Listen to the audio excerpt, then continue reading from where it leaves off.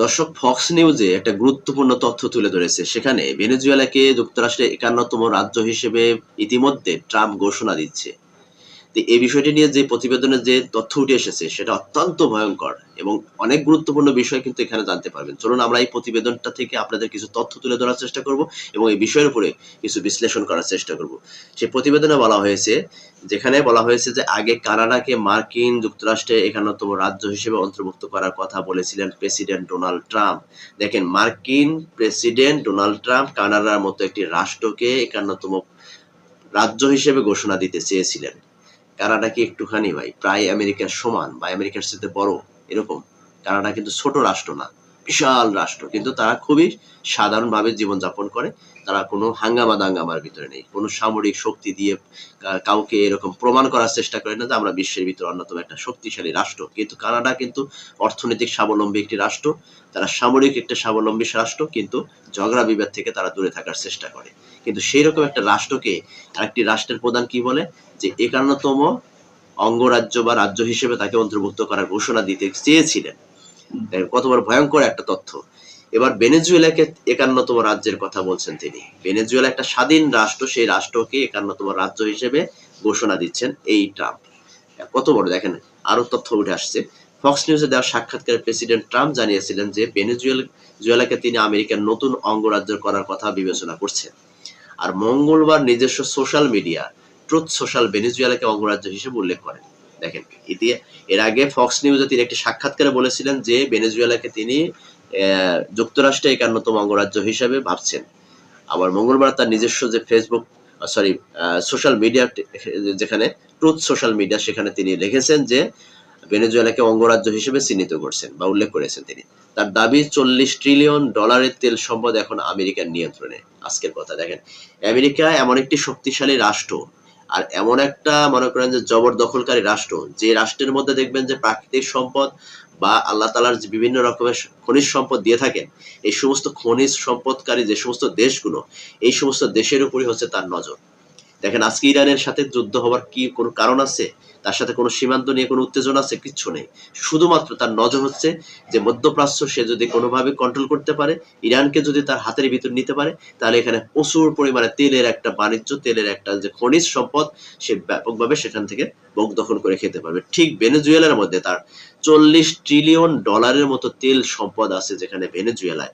আর এইদিকে তার নজর পড়েছে এবার যুক্তরাষ্ট্রের।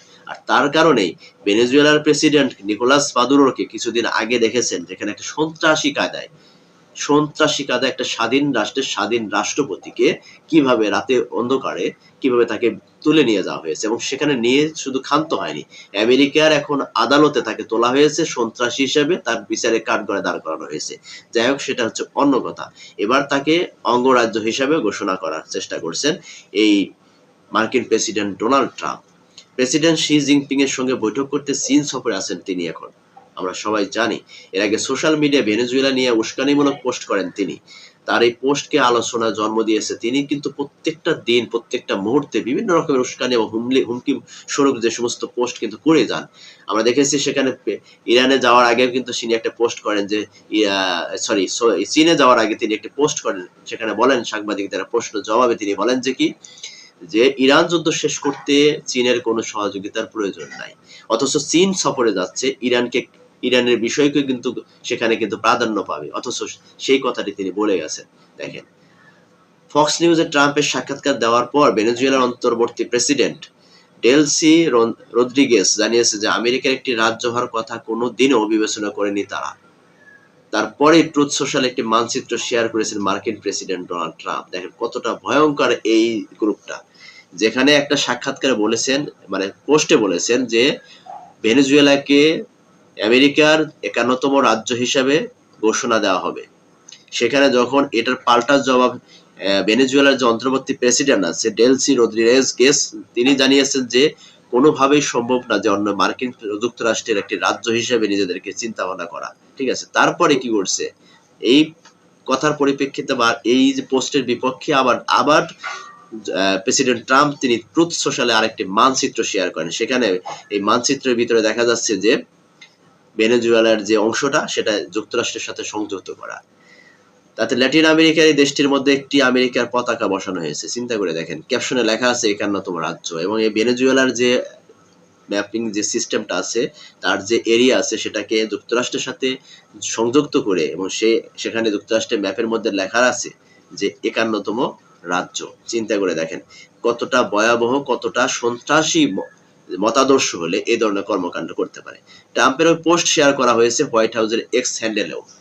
শুধু ট্রাম্পের সোশ্যাল মিডিয়াতেই না, সোশ্যাল মাধ্যমে যে তার যোগাযোগ মাধ্যমগুলো আছে সেখানেই না, এখানে রাষ্ট্রীয় যে হোয়াইট হাউসের এক্স হ্যান্ডেলেও তিনি এটা প্রকাশ করা হয়। এরই পাশাপাশি আরেকটি ইঙ্গিতবাহী পোস্ট করেছেন আমেরিকার প্রেসিডেন্ট, তাতে লেখা আছে আমি তোমাকে চাই। এখন কাকে চাই সেটা হয়তো স্পষ্ট না। চলতি বছরে অভিযান চালিয়ে আমেরিকান সেনা তুলে নিয়ে গিয়েছিল ভেনেজুয়েলার প্রেসিডেন্ট নিকোলাস মাদুরোকে। আপনারা সবাই সেই ব্যাপারটি জানেন, আমি যেটা ভিডিওতে তুলে ধরার চেষ্টা করছি। এখন প্রশ্ন হচ্ছে যে এই যে মার্কিন যুক্তরাষ্ট্র যে পরপর যে এই ধরনের কর্মকাণ্ডগুলো করে যাচ্ছে, এক একটা স্বাধীন রাষ্ট্রের উপর হস্তক্ষেপ করে সেই রাষ্ট্রটাকে বুক দখল করার মধ্য দিয়ে তিনি তার যে এই যে ক্ষমতার বিস্তার ঘটানোর চেষ্টা করছে সারা বিশ্বে, এটা আসলে শেষ নাগাদ কবে?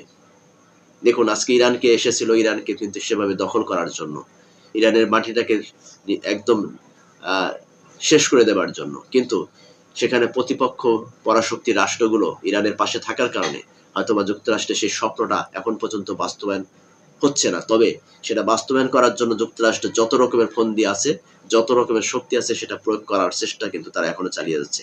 এবং তারা সম্প্রতি যে একটা অপারেশন স্লেজ হ্যামার নামে একটা অপারেশন করার চেষ্টা করছে, এই সামরিক অভিযান করার চেষ্টা করছে, সেটা হয়তোবা যে কোনো সময় ভয়াবহ একটা আক্রমণ ইরানের উপর হইতে পারে ইসরায়েল এবং যুক্তরাষ্ট্রের যৌথ অভিযানে। সেটা কিন্তু তৈরি করছে যুক্তরাষ্ট্র, কিন্তু গোপনে গোপনে ভয়াবহ সিস্টেমে। এই যে আজকে যে সমস্ত দৃশ্যপটগুলো আমরা দেখতে পাচ্ছি, ভেনেজুয়েলার মতো একটা স্বাধীন রাষ্ট্রকে তার অঙ্গরাজ্য হিসেবে ঘোষণা করা, এটার মধ্যে প্রকাশ পাচ্ছে যে আগামী দিনে এরকম ছোট ছোট বা অল্প যে ক্ষমতাধর রাষ্ট্রগুলো আছে সেটাকে এভাবে বুক দখলের মধ্য দিয়ে সেই রাষ্ট্রগুলোর আসলে অস্তিত্বহীন করে দেওয়া হচ্ছে ট্রাম্প এবং যুক্তরাষ্ট্রের কিন্তু প্রশাসনের কিন্তু মূল উদ্দেশ্য। দর্শক, আপনারা এই দৃশ্যপটগুলোকে আপনারা কিভাবে নিচ্ছেন, যে আসলে যুক্তরাষ্ট্রের যে সমস্ত কর্মকাণ্ডগুলো করছে এটা আসলে কতটুকু মানবতা স্ববিরোধী না বিরোধী কাজ, সেটা আপনাদের মতামত অবশ্যই ভিডিওর কমেন্টসের মাধ্যমে তুলে ধরার চেষ্টা করবেন। আর আপনাদের যদি ভিডিওর মধ্যে দিয়ে কোনো ইনফরমেশন দিতে পারি, অবশ্যই ভিডিওতে একটা লাইক দিয়ে দিবেন। আর চ্যানেলে নতুন হলে অবশ্যই একটা চ্যানেলে সাবস্ক্রাইব করে পাশে থাকা বেল আইকন চেপে রাখবেন।